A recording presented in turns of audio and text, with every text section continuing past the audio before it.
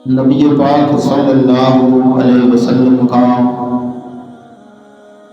دنیا میں آ جانا،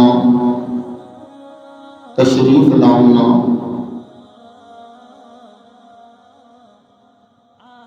بڑا بابرکت، بڑا معتبر،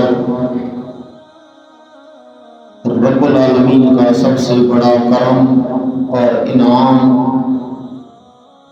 جو مالک کائنات نے اپنے بندوں پہ فرمایا۔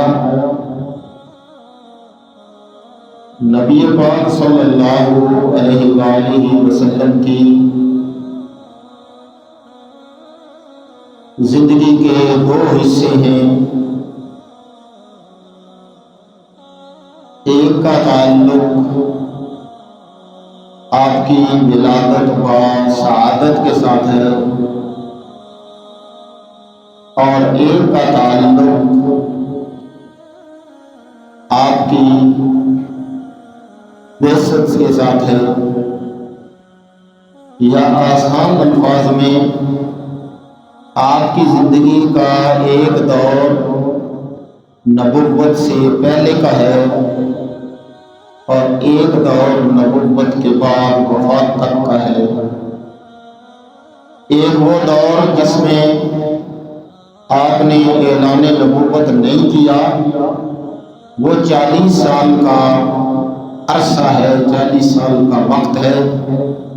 اس وقت آپ ہیں محمد بن عبداللہ صلی اللہ علیہ وسلم، اور آپ کا جو دوسرا حصہ ہے زندگی کا وہ تقریباً 23 سال ہے، وہ ہے محمد الرسول اللہ۔ تو یہ دو دور ایک شخصیت کے ہیں، ایک انسانوں کے سردار اور سیدنا آدم کی اولاد میں سے سب سے اعلیٰ ہستی کے ہیں، لیکن ان دونوں دور کے اندر زمین و آسمان کا فرق موجود ہے۔ کیوں؟ جو پہلا حصہ ہے وہ عام انسانیت کے ساتھ تعلق رکھتا ہے، جس طرح آپ صلی اللہ علیہ وسلم کی ولادت ہوئی، اسی طرح دیگر انسانوں کی ولادت بھی سیدنا آدم سے شروع ہوئی اور قیامت کی صبح تک چلتی رہے گی۔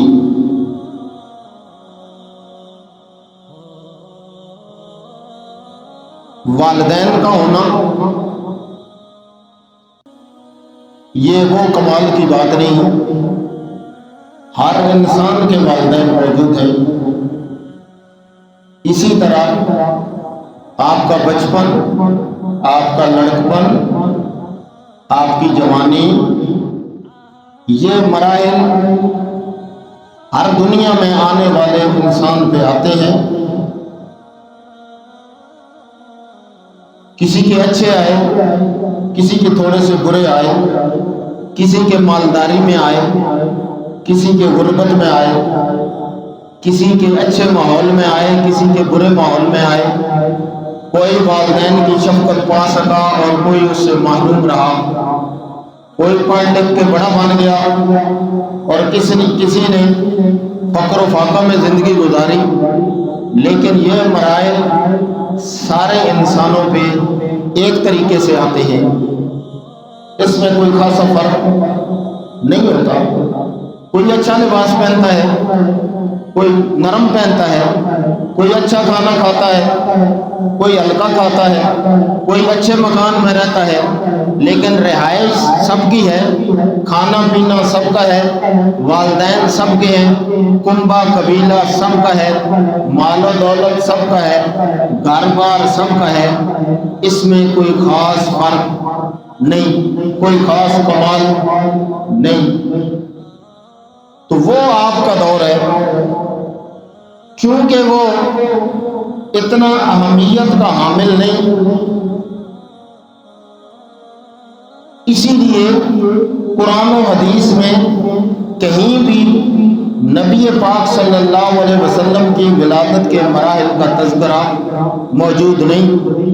قرآن تو بالکل ہی اس سے خاموش ہے، اور احادیث بھی جو اسرائیلی روایات یا سیرت کی کتابوں میں یا تاریخ والوں نے لکھی، وہ ان کے درمیان فیصلہ کرنا کسی انسان کے بس کا کام نہیں۔ جو دور ہے انسانیت کی معراج کا،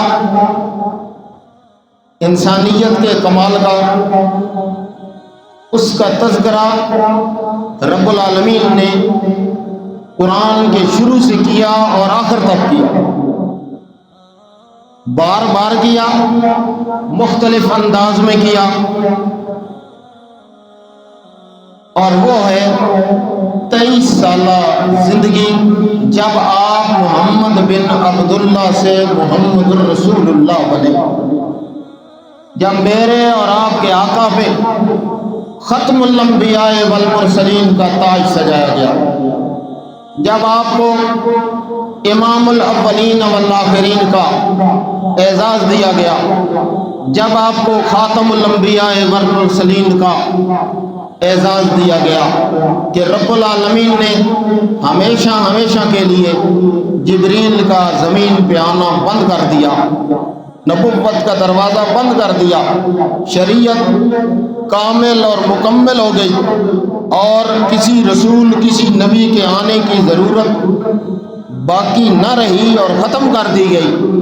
وہ میرے اور آپ کے آقا کا دور ہے، اور وہ اتنا عظیم دور ہے کہ قرآن کریم نے مختلف پہلوؤں کے ساتھ تذکرہ کیا، اور نام لے کر 2 یا 3 دفعہ تذکرہ کیا، لیکن وہ بھی بڑے اچھے انداز میں، محمد الرسول اللہ والذین معہ۔ باقی جہاں پہ آیا القاب کے ساتھ ذکر کیا، بڑے اچھے انداز میں ذکر کیا، بڑے ادب کے ساتھ تذکرہ کیا۔ یہ بڑی شخصیات کا نام نہیں لیا جاتا، ادب کا تقاضا یہ ہے۔ کوئی بدبخت ہے جو اپنے والد کا نام لیتا ہو، کیا کہتے ہیں؟ ابو، والد، ڈیڈ، کبھی بھی نام نہیں لیتے۔ چچا ہے، ماموں ہے، تایا ہے، دادا ہے، نانا ہے، اس کا نام لے کے نہیں پکارتے۔ ادب کا تقاضا یہ، جو بڑی شخصیات ہوتی ہیں کیا کہتے ہیں؟ جنرل صاحب آئے، وزیر اعظم آئے، صدر صاحب آئے، بڑی شخصیات کا نام نہیں لیا جاتا۔ جو باادب اور باشعور انسان ہوتے ہیں وہ کبھی بڑوں کا نام لے کر نہیں پکارتے، اور رب العالمین سے کائنات میں بڑا کوئی نہیں۔ ایسے ہی ہے، اگر وہ اپنے بندوں میں سے کسی کا نام لے تو رب سے پوچھنے والا کوئی نہیں، بلکہ سارے بندے ہیں، اور بندے ہیں باندھ دینا۔